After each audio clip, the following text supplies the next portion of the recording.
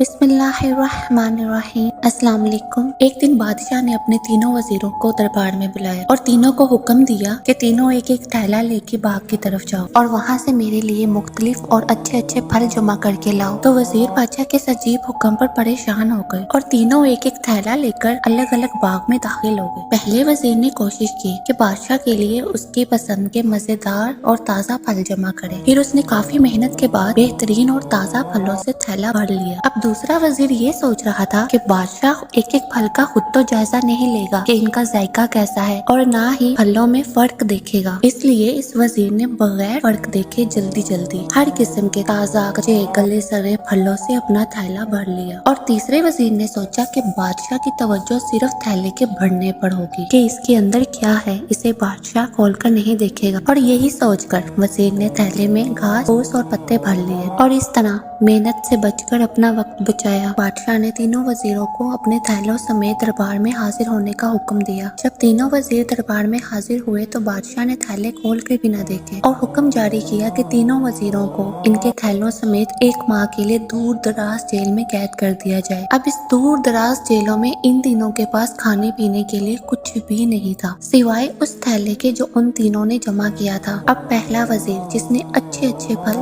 چن کر جمع کیے تھے وہ مزے سے اپنے انہی پھلوں پر گزارا کرتا رہا یہاں تک کہ ایک ماہ بآسانی گزر گیا، اور دوسرا وزیر جس نے بغیر دیکھے تازے کچے اور خراب پھل جمع کیے تھے اس پر بڑی مشکلات پیش آئیں۔ کچھ دن تو تازہ پھل کھا لیے لیکن پھر کچے اور گلے سڑے پھل کھانے پہ مجبور ہو گیا، جس سے وہ بہت بیمار ہو گیا اور اسے بہت تکلیفیں اٹھانی پڑی۔ اور تیسرا وزیر جس نے اپنے تھیلے میں صرف گھاس پھوس ہی جمع کیا تھا وہ تو بیچارہ کچھ دن بعد ہی بھوک سے مر گیا کیونکہ اس کے پاس کھانے کو کچھ بھی نہیں تھا۔ میرے پیارے ناظرین، اب آپ لوگ اپنے آپ سے پوچھیں کہ آپ کیا جمع کر رہے ہیں۔ آپ اس وقت اس بھاگے دنیا میں موجود ہیں جہاں سے آپ چاہیں تو نیک اعمال اپنے لیے جمع کریں اور چاہیں تو خراب، مگر یاد رکھیں جب بادشاہ یعنی اللہ کا حکم نازل ہو جائے گا پھر آپ کو اپنی جیل یعنی قبر میں ڈال دیا جائے گا۔ پھر اس وقت جیل میں آپ کے پاس صرف آپ کے اعمال کی تھیلی موجود ہوگی، جو آپ نے جمع کیا ہوگا وہی قبر میں آپ کے کام آئے گا۔ تو آج سے ہی شروع کریں، تھوڑی محنت کر کے